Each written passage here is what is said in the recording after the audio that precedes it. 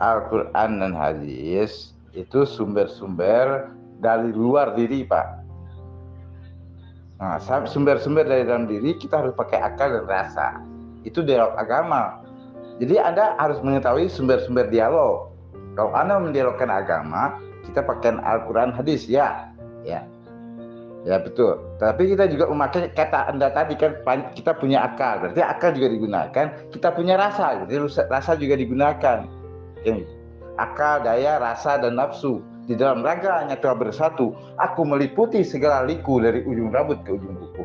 Akal, daya, rasa, nafsu itu di dalam diri kita ada. Itu juga digunakan dalam dialog agama. Di luar diri ada Al-Quran dan As-Sunnah, betul. Tetapi Al-Quran dan Sunnah itu ada penafsir, Pak. Ulama. Anda bukan ulama. Sok jadi ulama. Keliru, melangkahi ulama juga keliru.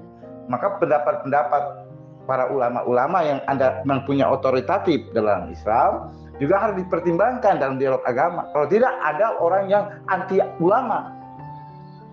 Begitu, Pak. Dalam dialog agama begitu.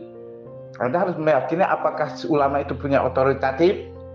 Misalnya, karena ulama banyak mazhab, banyak golongan, dia otoritatif di bidang dalam mazhab apa? Mazhab Sunni, Syiah, Wahabi atau apa? Tapi mereka punya otoritatif untuk bicara agama, bukan orang-orang intelektual yang nggak punya otoritatif. Anda pertimbangkan itu juga dalam dialog agama. Kalau Anda tidak mempertimbangkan itu, Anda seorang yang tidak mengerti itu agama itu apa. Ya. Tuhan.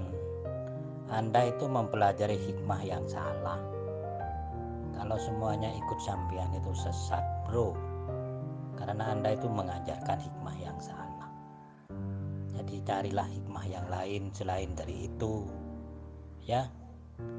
Lebih baik menjalankan hikmahnya kalau sudah tahu daripada terus-terusan menjalankan syariat tanpa tahu hikmahnya. Syariat itu bisa menyesatkan kalau tidak tahu hikmahnya. Cuma itu aja saran saya. Kalau begitu, saya boleh bertanya ke Anda, ke Bapak. Tolong dijawab, wajib tidak naik haji bagi orang kaya? Tolong penjelasannya, wajib tidak? Karena menurut Kang Sapar, beliau bilang tidak wajib bagi orang kaya. Itu kan pertanyaannya itu. Oke, saya bukan ulama, saya bukan ahli tafsir, bukan ahli Al-Quran. Tapi saya harus pertahankan apa yang menurut saya itu jelas-jelas tertulis di dalam Al-Quran. Tidak perlu banyak penafsiran ini itu. Sudah ada tertulis itu kata wajib. Ya berarti wajib bagi orang kaya. Karena itu kan perintah khusus untuk orang kaya.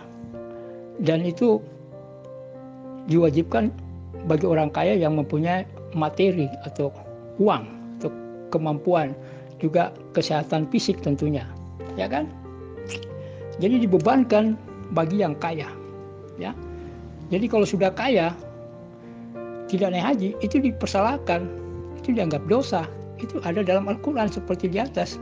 Nah, kalau saya ini yang bodoh ini tidak bisa mengartikan karena saya bukan ulama, silakan Bapak artikan apa dan ambil kesimpulannya. Pertanyaannya, apakah wajib bagi orang kaya naik haji atau tidak? Tolong jelaskan.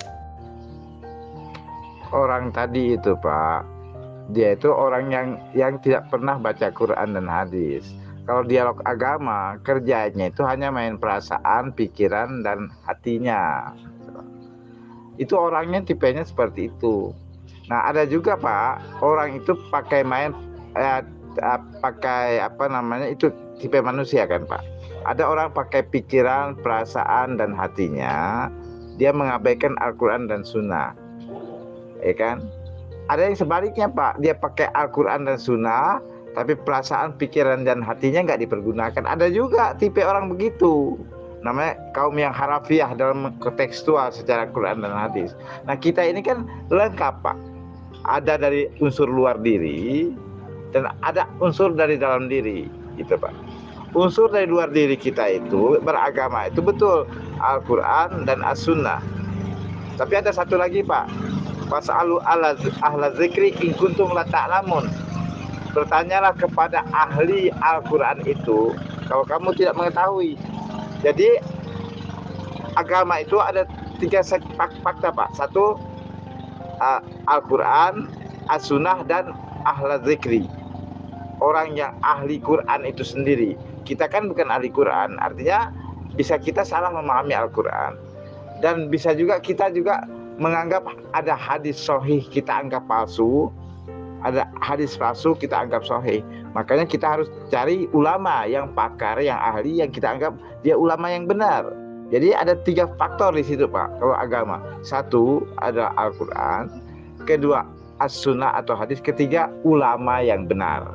Nah itu kalau kita ingin benar dari luar diri. Nah dari dalam diri Pak, kita ada pikiran, perasaan, hati nurani, dan itu kita punya. Nah, dari paduan ini semua kita akan bisa menemukan kebenaran hakiki dalam beragama Pak. Gitu Bapak. Menurut saya seperti Al-Quran itu ada 2 bagian Pak. Ada ayat muhkamat, ada ayat mutasyabihat. Kalau yang ayat muhkamat saja dia sudah otak-atik, itu orangnya nggak waras Pak. Orangnya nggak waras. Kalau ayat muhkamat, ayat yang jelas. Ada ayat mutasyabihat. Nah itu sebaliknya Pak. Ayat mutasyabihat itu ayat yang samar. Kita awam biasa kurang itu nggak bisa paham tanpa ahli ayat mutasyabihat itu sendiri. Nah karena itu dalam memahami Al-Quran itu kita orang awam, yang muhkamat nggak bisa diotak-atik Pak. Yang jelas begitu ayatnya terang benderang kan, seperti kewajiban haji tadi kan terang benderang. Kemudian ada ayat yang mutasyabihat yang samar, itu berkaitan dengan teologi Islam Pak. Nah itu kita harus cari pakar juga untuk memahami Al-Quran gitu Pak. Nah kalau yang sejenis yang sapar gitu, saya sudah tahu karakternya Pak. Dia orangnya agak stres, agak nggak waras, agak nggak gini lah, nggak sudah halusinasinya melampaui batas, sehingga ya tadi perumpamaan Bapak benar sekali. Mesinnya besar, penggunaan perasaan dia, halusinasi dia, pemikiran dia terlalu besar. Dia bilang dia berguru kepada guru sejati. Maksudnya itu dia berguru dengan hati nuraninya sendiri gitu Pak. Maksudnya begitu. Itu yang dia maksud guru sejati itu hati nuraninya dia sendiri tanpa ada dalil dari Al-Quran dan As-Sunnah. Orang seperti ini biasanya memang nyeleneh Pak. Pemahamannya nyeleneh semua gitu. Jadi saya ulang lagi, maksud saya itu di atas orang yang punya ilmu segudang tapi tersesat, itu artinya orang itu ibarat kapal yang besar tapi mesinnya kecil. Artinya otaknya tidak bisa dipakai untuk berpikir dengan waras. Sementara orang yang ilmunya kecil terus tersesat, itu ibarat kapal kecil tapi mesinnya besar. Akhirnya kapalnya nggak bisa jalan, malah tenggelam. Kenapa? Otaknya terlalu penuh dengan angan-angan atau ilusi-ilusi. Akhirnya dia tenggelam dengan ilusinya dan akhirnya sesat. Jadi seperti kapal kecil yang memiliki bobot mesin kapal besar yang harusnya dipakai. Kapal besar ditaruh di kapal kecil, kapalnya bukannya jalan, tenggelam. Sebaliknya kalau ada orang yang bergelar haji, ustaz, ulama, syekh dan sebagainya, ya, tapi tersesat, itu ibarat kapal besar tapi mesinnya kecil, dia nggak bisa jalan. Artinya otaknya nggak bisa dipakai berpikir, ya. Dan saya sudah bilang di atas selalu, banyak orang-orang kafir karena berpikir secara waras mendapat hidayah, akhirnya masuk Islam. Sebaliknya orang-orang yang sudah jadi Islam banyak yang tersesat, ya kayak itu tadi Bang Sapar. Dia ibarat orang yang nggak punya ilmu agama sama sekali, nggak kenal hadis, nggak kenal Quran, pakai ilusinya saja. Itu ibarat otaknya itu ibarat kapal yang kecil tapi mesinnya gede, akhirnya tenggelam karena kepalanya tuh, otaknya penuh dengan ilusi, halusinasi. Itu Anda itu Pak, karena belajarnya monoton, ya itu saja. Pemahaman seperti Anda itu sudah saya pelajari, sudah saya otak-atik semua. Sudah di luar kepala pemahaman seperti Anda. Makanya perlu guru lain yang punya pemahaman lain, supaya tahu hikmah berhaji yang benar tidak mengandung kemusyrikan, kesirikan. Ibarat haji itu sekolah Pak. Anda di sana itu dipelajari. Jadi berhaji ke Mekah itu sekolah.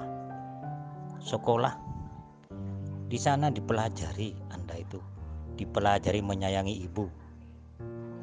dipelajari menahan nafsu, dipelajari sholat. Nah, itu di sana. Kalau Anda sudah paham ketiganya, jadi buat apa sekolah terus? Ibarat kamu sudah SD, sudah paham ilmunya, buat apa masih sekolah terus? Ya, kan lebih baik praktek di rumahnya. Itu maksud saya. Kalau pemahaman seperti Anda itu sudah saya lewati semua. Itu termasuk golongan sesat gitu loh. Tidak benar hikmahnya, hikmah yang salah. Jadi mengenai ayat Al-Quran itu berhaji, saya ibaratkan orang itu wajib sekolah, wajib sekolah itu. Tapi Anda kalau sudah pintar, masa mau sekolah terus? Meskipun tidak masuk sekolah, tapi Anda tanpa sekolah sudah cerdas, pintar, belajar di luar sekolah lah. Misalnya tidak masuk SD negeri, kamu belajar di luar sekolah. Apa Anda harus sekolah terus di situ? Kan lebih baik praktek. Jadi tidak ribet lagi mau sekolah ke SD lagi. Langsung praktek saja di rumahnya. Nah, itu ayat itu berhaji wajib itu. Jadi ibarat itu. Jadi yang kaya wajib sekolah. Itu wajib belajar di Mekah itu. Itu ibarat wajib sekolah, berhaji itu. Kalau sudah tahu ilmunya, ya perintah itu tidak perlu. Lebih baik praktek, dijalankan hikmahnya. Jadi berhaji itu pada arti aslinya itu berkunjung pada ibu, kalau sudah tahu hikmahnya. Tapi sebelum tahu hikmahnya, berhaji itu bersekolah, artinya bersekolah di Mekah sana, karena di sana itu banyak pelajaran. Itu disitulah maksudnya. Makanya saya tidak jawab head to head wajib atau tidak. Saya kasih perumpamaan. Kalau saya jawab head to head itu akan menimbulkan kesensitifan yang lain ini. Banyak yang sensitif ini. Karena mereka semua hanya ingin sekolah terus tanpa praktek gitu loh. Sekolah terus tanpa praktek, ya berhaji terus meskipun tidak dapat apa-apa di sana, pokoknya lah berhaji lah. Nah, seperti itu pemahaman yang lain ini. Jadi biar lebih tegas lagi, pemahaman Anda semua itu menyuruh anaknya sekolah, wes kamu sekolah nak. Kalau nggak sekolah kamu dilempar, itu wajib. Dilemparin, dipukul kamu kalau nggak sekolah. Pokoknya sekolah. Nah, itu pemahaman Anda. Memahami ayat Al-Baqarah itu wajib haji itu seperti itu. Pemahaman Anda, wajib kamu sekolah. Meskipun tidak dapat ilmu di sana, wis pokoknya sekolah. Kalau saya tidak. Kalau Anda cari ilmu gitu loh, meskipun tidak sekolah di Mekah, tidak berhaji ke Mekah, kalau sudah dapat ilmunya, hikmahnya,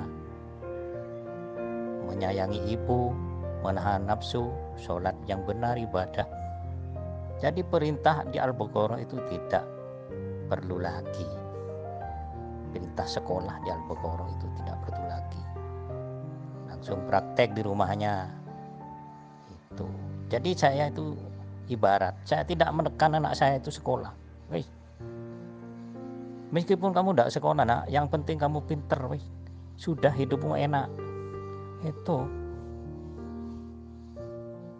Meskipun tanpa masuk kelas, yang penting ilmu sudah dapat seperti anak sekolah yang lain yang sudah sekolah, sudah didapatkan ilmunya. Jadi kamu tidak wajib sekolah. Itu pendapatku itu, ya perumpamaan juga. Itu. Ini pemahaman ulama suci mengenai Ka'bah. Ka'bah oleh para ulama suci diumpamakan lambang seorang ibu. Nah, ini akan saya jelaskan mengenai pemahaman Ka'bah. Hajar Aswad. Hajar Aswad ini dianggap batu surga. Ini sebenarnya bahasa kiasan.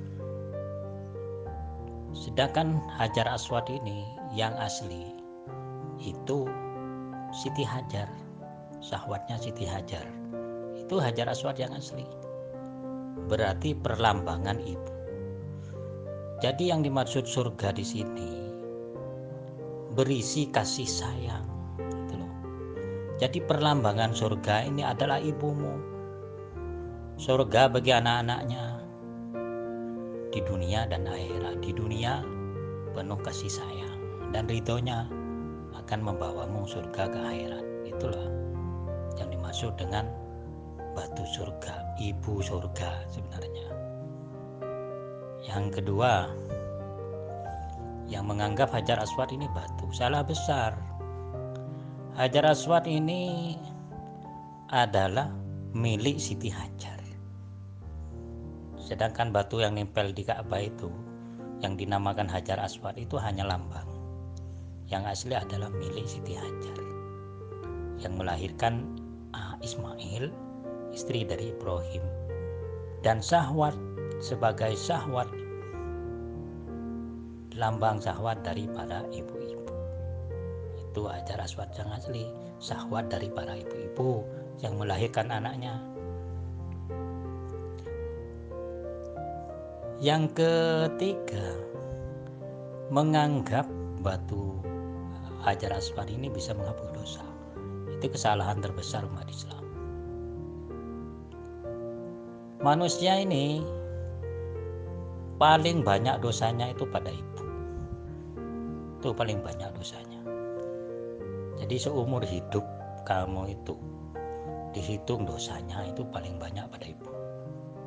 Jadi yang bisa menghapus kesalahanmu atau dosa-dosamu ya ibumu sendirilah. Jadi yang dimaksud dengan batu surga bisa menghapus dosa, itu ibumu bisa memaafkanmu atas dosa-dosamu selama kamu hidup dari kecil sampai tua. Itu yang dimaksud. Jadi pemahaman yang salah sudah saya tunjukkan, pemahaman yang benar sudah saya tunjukkan.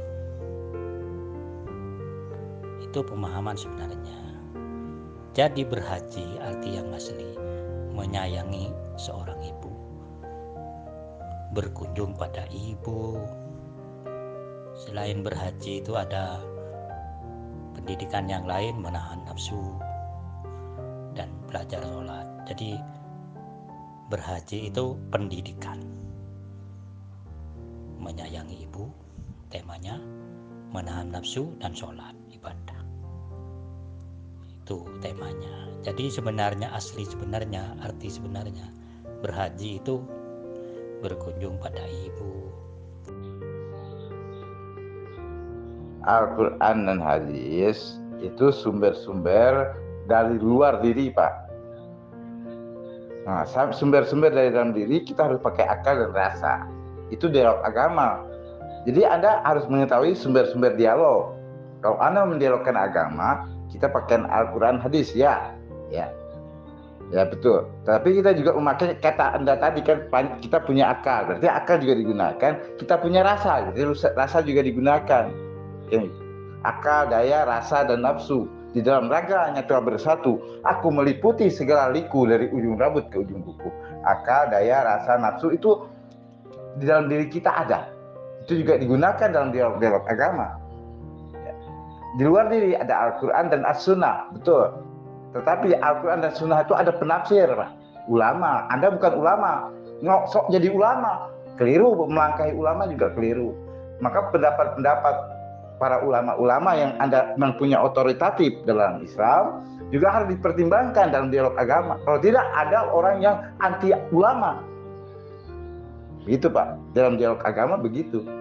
Anda harus meyakini apakah ulama itu punya otoritatif. Misalnya, karena ulama banyak mazhab, banyak golongan, dia otoritatif di bidang akidah mazhab apa? Mazhab Sunni, Syiah, Wahabi atau apa? Tapi mereka punya otoritatif untuk bicara agama, bukan orang-orang intelektual yang nggak punya otoritatif. Anda pertimbangkan itu juga dalam dialog agama. Kalau Anda tidak mempertimbangkan itu, Anda seorang yang tidak mengerti itu agama itu apa. Ya. Tuhan, Anda itu mempelajari hikmah yang salah. Kalau semuanya ikut sampean itu sesat, bro. Karena Anda itu mengajarkan hikmah yang salah. Jadi carilah hikmah yang lain selain dari itu. Ya. Lebih baik menjalankan hikmahnya kalau sudah tahu daripada terus-terusan menjalankan syariat tanpa tahu hikmahnya. Syariat itu bisa menyesatkan kalau tidak tahu hikmahnya. Cuma itu saja saran saya. Kalau begitu, saya balik bertanya ke Anda, ke Bapak. Tolong dijawab, wajib tidak naik haji bagi orang kaya? Tolong penjelasannya, wajib tidak? Karena menurut Kang Sapar, beliau bilang tidak wajib bagi orang kaya. Itu kan pertanyaannya itu. Oke, saya bukan ulama, saya bukan ahli tafsir, bukan ahli Al-Quran. Tapi saya harus pertahankan apa yang menurut saya itu jelas-jelas tertulis di dalam Al-Quran. Tidak perlu banyak penafsiran ini itu. Sudah ada tertulis itu kata wajib, ya berarti wajib bagi orang kaya. Karena itu kan perintah khusus untuk orang kaya. Dan itu diwajibkan bagi orang kaya yang mempunyai materi atau uang atau kemampuan, juga kesehatan fisik tentunya, ya kan? Jadi dibebankan bagi yang kaya, ya. Jadi kalau sudah kaya tidak naik haji, itu dipersalahkan, itu dianggap dosa. Itu ada dalam Al-Quran seperti di atas. Nah, kalau saya ini yang bodoh ini tidak bisa mengartikan karena saya bukan ulama, silakan Bapak artikan apa dan ambil kesimpulannya. Pertanyaannya, apakah wajib bagi orang kaya naik haji atau tidak? Tolong jelaskan. Orang tadi itu Pak, dia itu orang yang tidak pernah baca Quran dan hadis. Kalau dialog agama, kerjanya itu hanya main perasaan, pikiran, dan hatinya. Itu orangnya tipenya seperti itu. Nah, ada juga Pak, orang itu pakai main pakai itu tipe manusia kan Pak. Ada orang pakai pikiran, perasaan, dan hatinya, dia mengabaikan Al-Quran dan Sunnah, ya kan? Ada yang sebaliknya Pak, dia pakai Al-Quran dan Sunnah, tapi perasaan, pikiran, dan hatinya nggak dipergunakan. Ada juga tipe orang begitu. Namanya kaum yang harafiah dalam kontekstual secara Quran dan hadis. Nah, kita ini kan lengkap Pak. Ada dari unsur luar diri dan ada unsur dari dalam diri, gitu Pak. Unsur dari luar diri kita itu beragama, itu betul Al-Quran dan As-Sunnah. Tapi ada satu lagi Pak, fas'alu ahla dzikri in kuntum la ta'lamun. Bertanyalah kepada ahli Al-Quran itu kalau kamu tidak mengetahui.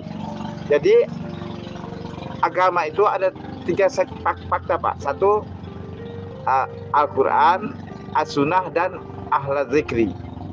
Orang yang ahli Quran itu sendiri. Kita kan bukan ahli Quran, artinya bisa kita salah memahami Al-Quran. Dan bisa juga kita juga menganggap ada hadis sahih kita anggap palsu, ada hadis palsu kita anggap sahih. Makanya kita harus cari ulama yang pakar, yang ahli, yang kita anggap dia ulama yang benar. Jadi ada 3 faktor di situ Pak kalau agama. Satu ada Al-Quran, kedua As-Sunnah atau hadis, ketiga ulama yang benar. Nah, itu kalau kita ingin benar dari luar diri. Nah, dari dalam diri Pak, kita ada pikiran, perasaan, hati nurani, dan itu kita punya. Nah, dari paduan ini semua kita akan bisa menemukan kebenaran hakiki dalam beragama Pak. Gitu Bapak. Menurut saya seperti itu. Al-Quran itu ada 2 bagian Pak. Ada ayat muhkamat, ada ayat mutasyabihat. Kalau yang ayat muhkamat saja dia sudah otak-atik, itu orangnya nggak waras Pak. Orangnya nggak waras kalau ayat muhkamat, ayat yang jelas. Ada ayat mutasyabihat, nah itu sebaliknya Pak. Ayat mutasyabihat itu ayat yang samar, kita awam biasa kurang itu nggak bisa paham tanpa ahli ayat mutasyabihat itu sendiri. Nah, karena itu dalam memahami Al-Quran itu kita orang awam, yang muhkamat nggak bisa diotak-atik Pak. Yang jelas begitu ayatnya terang benderang kan, seperti kewajiban haji tadi kan terang benderang. Kemudian ada ayat yang mutasyabihat, yang samar, itu berkaitan dengan teologi Islam, Pak. Nah, itu kita harus jadi pakar juga untuk memahami Al-Quran gitu Pak. Nah, kalau yang sejenis yang sapar gitu, saya sudah tahu karakternya, Pak. Dia orangnya agak stres, agak nggak waras, agak nggak gini lah, nggak sudah halusinasinya melampaui batas, sehingga ya tadi perumpamaan Bapak benar sekali, mesinnya besar, penggunaan perasaan dia, halusinasi dia, pemikiran dia terlalu besar, dia bilang dia berguru kepada guru sejati. Maksudnya itu dia berguru dengan hati nuraninya sendiri gitu, Pak. Maksudnya begitu. Itu yang dia maksud guru sejati, itu hati nuraninya dia sendiri tanpa ada dalil dari Al-Quran dan As-Sunnah. Orang seperti ini biasanya memang nyeleneh, Pak. Pemahamannya nyeleneh semua gitu. Jadi saya ulang lagi, maksud saya itu di atas orang yang punya ilmu segudang tapi tersesat, itu artinya orang itu ibarat kapal yang besar tapi mesinnya kecil. Artinya otaknya tidak bisa dipakai untuk berpikir dengan waras. Sementara orang yang ilmunya kecil terus tersesat, itu ibarat kapal kecil tapi mesinnya besar. Akhirnya kapalnya nggak bisa jalan, malah tenggelam. Kenapa? Otaknya terlalu penuh dengan angan-angan atau ilusi-ilusi. Akhirnya dia tenggelam dengan ilusinya dan akhirnya sesat. Jadi seperti kapal kecil yang memiliki bobot mesin kapal besar yang harusnya dipakai. Kapal besar ditaruh di kapal kecil, kapalnya bukannya jalan, tenggelam. Sebaliknya kalau ada orang yang bergelar haji, ustaz, ulama, syekh dan sebagainya, ya, tapi tersesat, itu ibarat kapal besar tapi mesinnya kecil, dia nggak bisa jalan. Artinya otaknya nggak bisa dipakai berpikir. Ya, dan saya sudah bilang di atas selalu, banyak orang-orang kafir karena berpikir secara waras, mendapat hidayah, akhirnya masuk Islam. Sebaliknya, orang-orang yang sudah jadi Islam, banyak yang tersesat. Ya kayak itu tadi, Bang Sapar, dia ibarat orang yang nggak punya ilmu agama sama sekali, nggak kenal hadis, nggak kenal Quran, pakai ilusinya saja. Itu ibarat otaknya itu ibarat kapal yang kecil tapi mesinnya gede. Akhirnya tenggelam karena kepalanya tuh, otaknya penuh dengan ilusi, halusinasi. Itu. Anda itu Pak, karena belajarnya monoton, ya itu saja. Pemahaman seperti Anda itu sudah saya pelajari, sudah saya otak-atik semua. Sudah di luar kepala pemahaman seperti Anda. Makanya perlu guru lain yang punya pemahaman lain, supaya tahu hikmah berhaji yang benar tidak mengandung kemusyrikan, kesirikan. Ibarat haji itu sekolah, Pak. Anda di sana itu dipelajari. Jadi berhaji ke Mekah itu sekolah. Di sana dipelajari, Anda itu dipelajari menyayangi ibu, dipelajari menahan nafsu, dipelajari sholat. Nah itu di sana. Kalau Anda sudah paham ketiganya, jadi buat apa sekolah terus? Ibarat kamu sudah SD, sudah paham ilmunya, buat apa masih sekolah terus? Ya, kan lebih baik praktek di rumahnya. Itu maksud saya. Kalau pemahaman seperti Anda itu sudah saya lewati semua, itu termasuk golongan sesat gitu loh. Tidak benar hikmahnya, hikmah yang salah.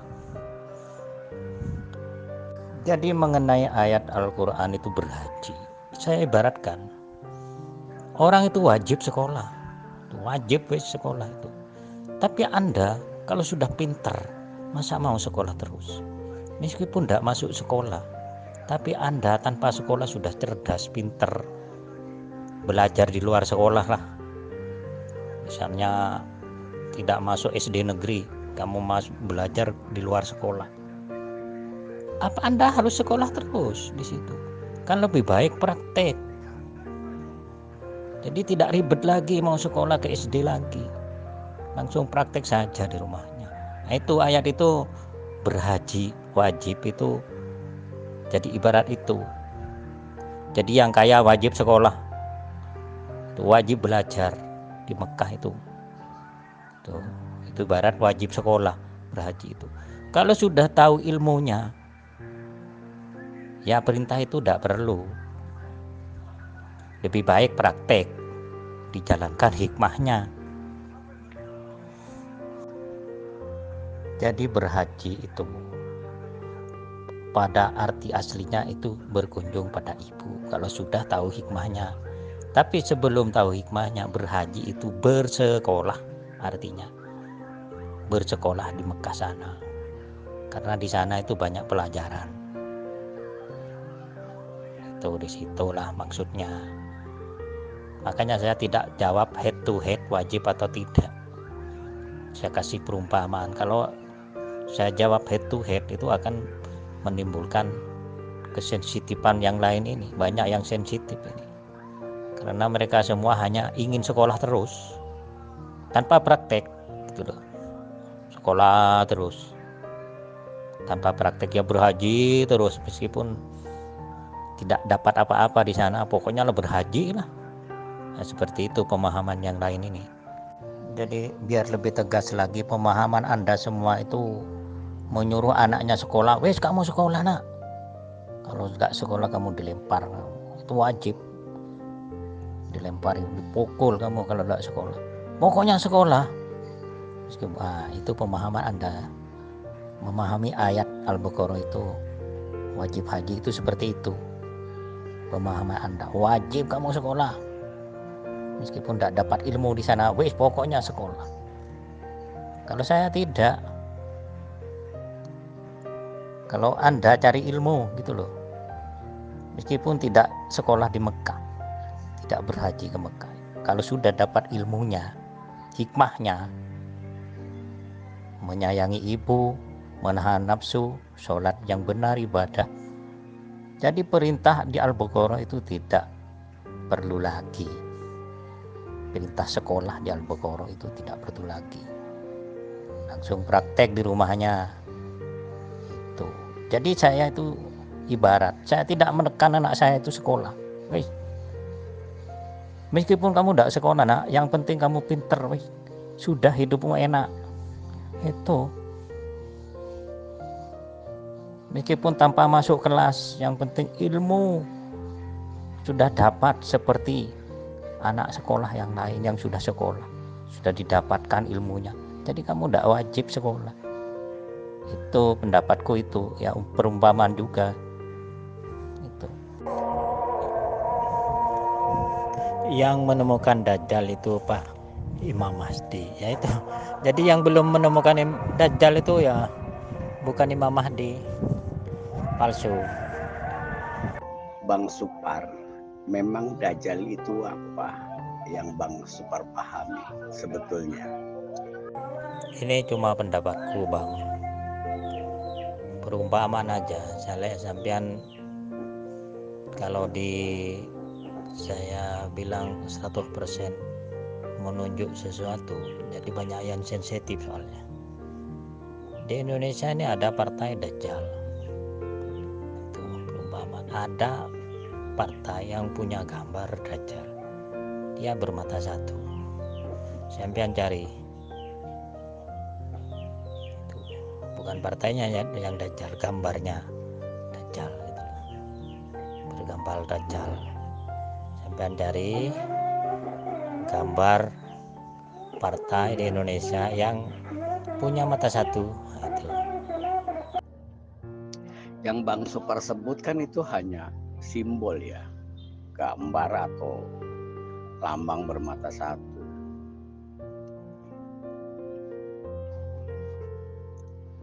Sebetulnya ini Dajjal itu sosok manusia atau simbol-simbol saja, manusianya nggak ada gitu Bang Supar? Dajjal itu tugu bos,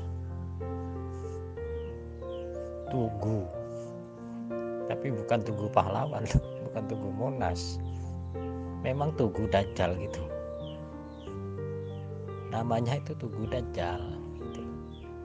Jadi kalau ada tugu yang bermata satu ya sudah, itu benar. Banyak pengikutnya, ciri-cirinya, karena memang Dajjal itu banyak pengikutnya. Ya semuanya pengikutnya ingin surga tapi masuk neraka, begitu kan, begitu dalam hadis itu, maunya surga pengikutnya tapi neraka semua yang dikasih. Ya karena memang pengikut Tugu, bukan Tugu Monas bro. Nah, saya sudah pikir sendiri, karena di dalam hadis itu cari sendiri juga. Kenapa disimbolkan Tugu Dajjal? Tugu kan benda mati, dan benda mati masa banyak pengikutnya, otomatis pengikutnya kan benda hidup. Di mana nyambungnya, Bang? Lihat aja beberapa tugu di Indonesia, kan banyak pengikutnya, banyak yang datang ke tugu. Nah itu sama saja, cuma dia Dajjal itu bermata satu. Iya, tadi kan katanya Syekh Supar, nanti di akhirat kita akan dipertanyakan. Pertanyaan saya kepada Syekh Supar, apa sih pertanyaannya di akhirat nanti? Jika itu memang ada pertanyaannya. Terima kasih Pak Supar, Tuan Syekh Supar. Kalau pendapat itu tidak bisa ngarang sendiri, ya buntu lah bos. Zaman ini semakin maju dan zaman ini berubah tiap zaman. Permasalahan di setiap zaman ini berbeda. Apa yang kita hadapi hari ini tidak sama dengan mereka yang hidup di masa mazhab-mazhab itu, hidup waktu hidup. Jadi kita sekarang ini harus bisa berpendapat sendiri untuk menghadapi zaman sekarang gitu. Itulah gunanya Pancasila. Jadi Al-Quran itu disempurnakan oleh Pancasila. Jadi salah satu wali pencetus Pancasila itu memikirkan keselamatan umat di masa sekarang, zaman sekarang, situasi sekarang, yaitu hasilnya Pancasila. Sebelumnya maaf ya Tuan Syekh Supra, sesuai dengan pertanyaan saya belum dijawab sama Tuan Syekh Supra. Tadi Tuan Syekh Supra mengatakan di akhirat nanti ada pertanyaan. Pertanyaan saya, apa sih pertanyaannya di akhirat nanti, dan bagaimana kita menjawab pertanyaan yang akan ditanyakan kepada kita? Terima kasih. Sebelumnya maaf ya Tuan Syekh Supra, sesuai dengan pertanyaan saya belum dijawab sama Tuan Syekh Supra. Tadi Tuan Syekh Supra mengatakan di akhirat nanti ada pertanyaan. Pertanyaan saya, apa sih pertanyaannya di akhirat nanti, dan bagaimana kita menjawab pertanyaan yang akan ditanyakan kepada kita? Terima kasih. Nah, berarti bercanggah dengan pernyataan Anda, sedangkan Anda mengatakan tadi di akhirat nanti ada pertanyaan yang akan ditanyakan kepada kita. Makanya saya bertanya kepada Anda, Tuan Syekh Supar. Tidak ada kayaknya itu. Saya tidak membuat pernyataan begitu. Justru saya membuat tidak ada pertanyaan tentang KTP Islam, Kristen, Hindu, Buddha, Konghucu. Nggak ada pertanyaan seperti itu. Tidak ada maksudnya. Oh, gitu ya. Ya udah, kalau begitu jawabannya, karena VN-nya udah saya hapus. Ya kan, VN-nya Tuan Syekh Supra udah saya hapus sebagai bukti atas pernyataan Tuan Syekh Supra mengatakan bahwa kelak nanti di akhirat ada pertanyaan. Baiklah, terima kasih. Kita ini kayaknya dalam belajar agama terkekang, terdoktrin Rasulullah yang terakhir, yaitu Nabi Muhammad. Padahal setelah Nabi Muhammad itu ada Rasulullah berikutnya. walaupun tetap meneruskan ajaran Nabi Muhammad gitu. Walaupun tidak banyak pengikutnya, Rasulullah terbaru ini ya tetap meneruskan ajaran Nabi Muhammad. Berhubung tidak ada yang membuat kitab tentang Rasulullah yang baru, jadi Rasulullah yang terbaru tidak dicatat dalam sejarah begitu.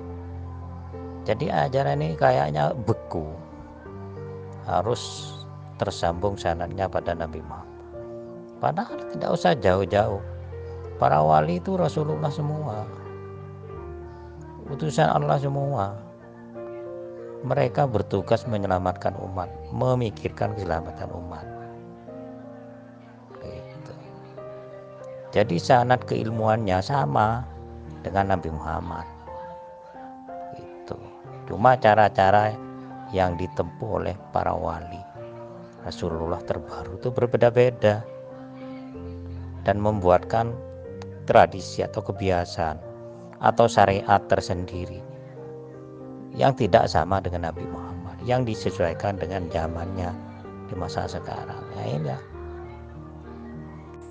Nah, Tuan Syekh Supra, tolong jelaskan siapa sih Rasulullah setelahnya Rasulullah Muhammad sallallahu alaihi wasallam. Terima kasih. Rasulullah itu punya ciri-ciri. Dari segi nur, tetap memiliki nur Muhammad, cahaya kemuliaan dari Allah atau ilmu Allah. Dan Rasulullah terbaru itu jelmaan dari Quran pribadi. Jadi jelmaan dari Quran yang ada di Lauhul Mahfuz itu ya menjadi jelmaannya. Jadi setiap tindakannya itu Quran lah ciri-cirinya. Jadi setiap pekerjaannya itu Quran, firman. Itu ciri-ciri secara gaib itu Rasulullah terbaru. Dan setiap tindakannya itu memikirkan keselamatan umat. Jadi ciri-cirinya begitu. Selalu memikirkan keselamatan umat. Dan ke ciri-ciri berikutnya, dia selalu Rasulullah itu terbaru itu membuat tradisi yang disesuaikan dengan lingkungannya dan zamannya sekarang. Kalau di Indonesia membuat tradisi apa ya? Para wali itu. Tradisi tahlilan, Maulud Nabi. Tradisi Maulud Nabi ini buatan Rasulullah di Indonesia. Gitu loh. Jadi syariat terbaru yang tidak diajarkan Nabi Muhammad itu diajarkan syariat oleh para nabi, oleh para wali. Itu Rasulullah terbaru. Pertanyaan saya belum dijawab oleh Tuan Syekh Supar.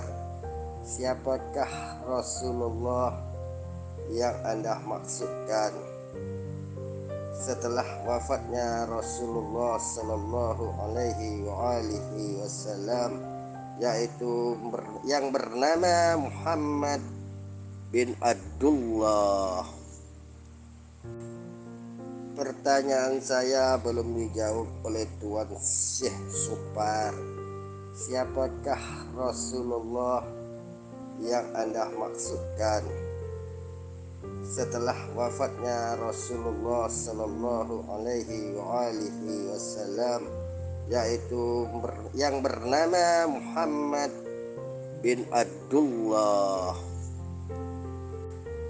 Siapa penerus Nabi Muhammad sallallahu alaihi wasallam yang Anda klaim sebagai Rasulullah? Sekian, terima kasih Tuan Syekh Supar. Penerusnya itu di Indonesia 9 wali. Soekarno itu salah satu wali. Walaupun banyak yang memusuhi dia wali itu. Memang wali itu punya cobaan masing-masing, tidak sama di setiap masa. Nah itu ada salah satu orang Madura juga wali, namanya Hasim. Nah itu,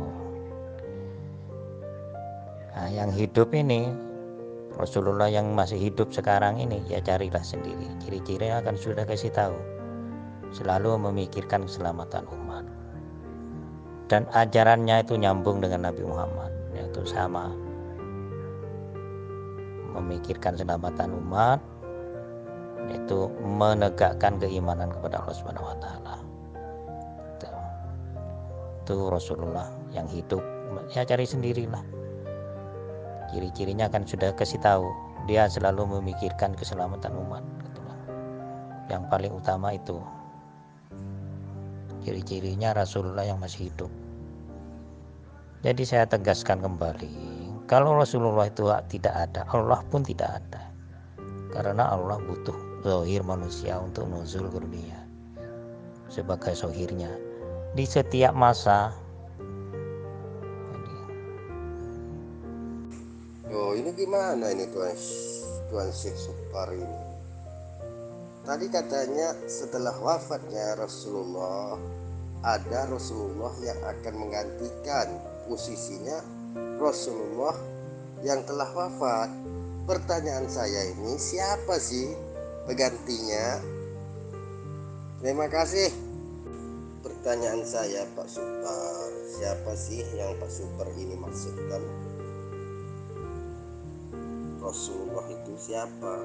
Tolong dong diperjelaskan sejelas-jelasnya. Rasulullah itu manusia Quran atau pribadi Quran. Sedangkan kitab Al-Quran, ya kitab itu. Quran kitab, ya kitab itu yang tertulis, tercatat. Sedangkan Quran pribadi yaitu Rasulullah yang memiliki cahaya ilmu, yang merupakan wadah ilmu Allah. Dan Allah itu tidak terpisah dari ilmunya. Jadi manusia yang memiliki Quran hidup, Quran pribadi itu yaitu Rasulullah, yang tetap hidup, yang masih hidup. Tetap manusia yang hidup ini yang punya. Yang sudah mati ya selesai, sudah ganti yang hidup, ganti berikutnya di masa berikutnya.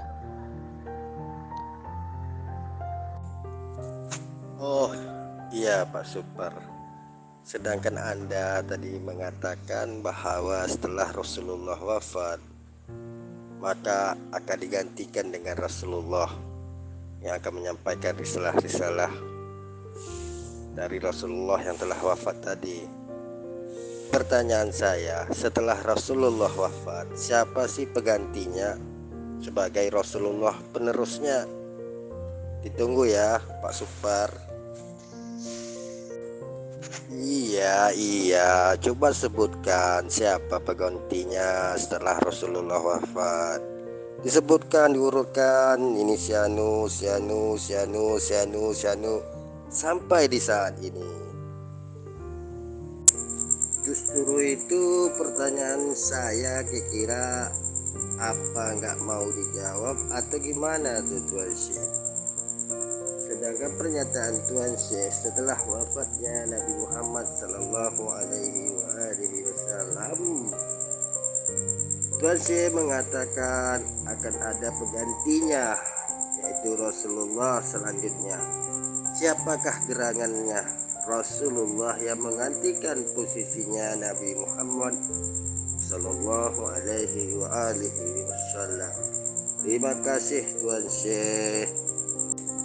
Iya toh Tuan Syekh Supar, wali adalah Rasulullah. Rasulullah itu adalah wali. Iya toh, ya. Guru itu modalnya cerewet. Kalau cerewet ya itu mesti jadi guru, bisa jadi guru. Tuh. Bukan modal pinter. Jadi modal cerewet toh. Meskipun salah, diajarkan tiap hari, ya jadi kebenaran, benar salahnya nanti. Tuh, seperti itu. Jadi agama-agama ini, baik Islam, Kristen, Hindu, Buddha, walaupun ada ajaran yang salah, karena sudah bertahun-tahun diajarkan, terbiasa dikerjakan oleh manusia, dianggap benar saja oleh umat ini. Makanya kalau diperbaiki sulit ini. Memperbaiki kebiasaan yang salah ini sangat sulit.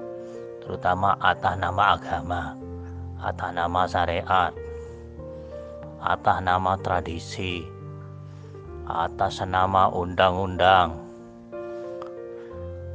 Kalau sudah terbiasa dan diajarkan oleh nenek moyang kita, walaupun salah tetap dianggap benar dan sangat sulit diperbaiki. Nah, itulah. Jadi kalau mau jadi guru, syaratnya itu cerewet, bukan benar, cerewet gitu. Jadi ulama-ulama zaman sekarang itu modal cerewet tok. Wis pokoknya ini benar karena terbiasa. Gitu. Orang lain yang mau bantah, ini kamu salah. Karena ini sudah terbiasa, ini benar nih gitu. Jadi modalnya itu cerewet tok. Jadi untuk menilai objektif tentang kebenaran itu sulit kalau mengenai agama, tradisi, atau syariat, itu sulit objektif menilai sebuah kebenaran karena itu terbiasa dikerjakan, diwarisi oleh nenek moyang, itu biasa diwarisi, walaupun hikmahnya tidak tahu, ya pokoknya ya dikerjakan lah. Walaupun manfaatnya tidak tahu atau pembelajarannya tidak tahu untuk gitu, pokoknya dikerjakan wes. Kalau tidak dikerjakan, ini aliran Wahabi ini melanggar kebiasaan aliran kita, ini pasti aliran lain kan begitu. Jadi cuma modal cerewet dan kebiasaan. Mari kita ayo beragama ini jangan modal begitu. Ini zaman baru, masa baru, dan ajaran-ajaran ini karena bahasanya sudah berpindah-pindah dari negara satu ke negara lain, pasti maknanya itu berbeda-beda. Ada yang memaknai salah dalam hal petunjuk, kebiasaan. Lebih baik berpendapat sendiri, hasil pemikiran sendiri, dan dipertanggungjawabkan sendiri di akhirat. Itu enak daripada kita ikut-ikutan, sudah dikerjakan tiap hari rutin, tahu-tahunya masih masuk neraka, kan terkejut. Lebih baik kita berpikir sendiri tentang agama ini, berpikir kembali, jangan cuma modal kebiasaan gitu. Apa ini benar-benar sesuai dengan kemauan Allah atau tidak gitu. Supaya kita ini kalau sudah berpikir puaslah, jadi tidak terkejut lagi. Sudah tahu arah tujuan kita yaitu ke surga, kita berpikir memikirkan jalan ke surga itu, daripada ikut-ikutan tahu-taunya masuk neraka, terkejut. Assalamualaikum warahmatullahi wabarakatuh. Yang saya hormati Tuan Sapar, yang saya muliakan Tuan Sapar. Jadi bagaimana tuh Tuan Sapar, setelah Rasulullah wafat, siapa yang menggantikan Rasulullah? Kok pertanyaannya nggak dijawab dong? Ya Rasulullah yang baru bos, manusianya yang baru, gelarnya tetap Rasulullah gitu loh. Iya, saya mengerti. Jadi yang menjadi pertanyaan saya itu, Anda mengatakan setelah Rasulullah wafat pasti ada yang baru menggantikan beliau. Jadi siapa sih Rasulullah yang menggantikan Rasulullah yang telah wafat tadi? Terima kasih. Saya cuma kecewa dengan Tuan Syekh Super ini. Pertanyaan saya sampai sekarang belum bisa dijawab kayaknya nih. Padahal pertanyaan saya itu hanya pertanyaan mudah kok.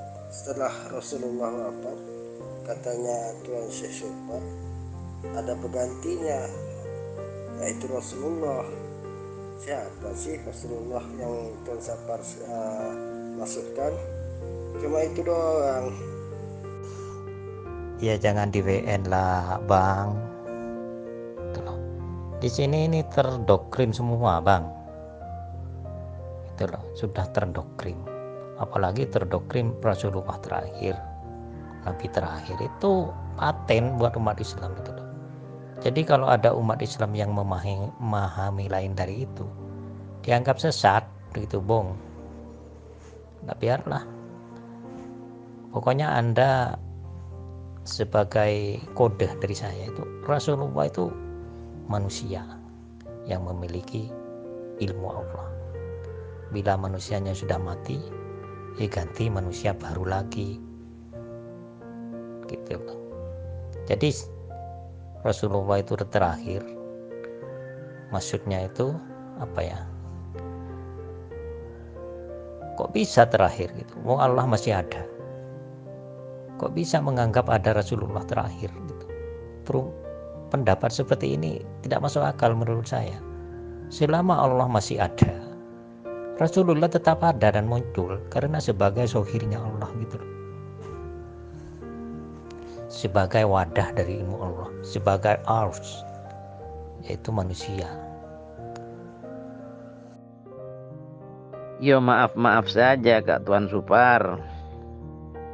Jadi Quran surat Al-Ahzab ayat 40, frase khataman nabiyyin atau khatamun nabiyyin diperjelas oleh hadis sahihain bahwa wa innahu la nabiyya ba'di.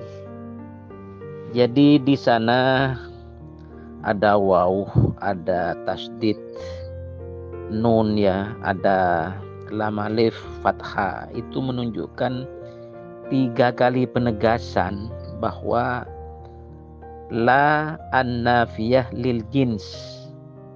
Artinya tidak ada lagi jenis-jenis kenabian, tidak ada lagi jenis-jenis kerasulan, tidak ada lagi jenis-jenis pewahyuan setelah turunnya, lahirnya, nuzulnya baginda Nabi Muhammad SAW.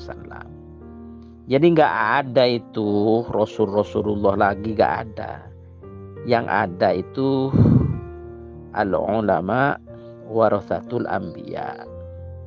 Jadi ulama itu pewaris dari 124.000 nabi. Gitu. Karena bukan sebagai Rasulullah. Kalau kenabian saja sudah terputus, apalagi kerasulan. Karena berdasarkan hadis Abu Dzar Al-Ghifari itu jalurnya,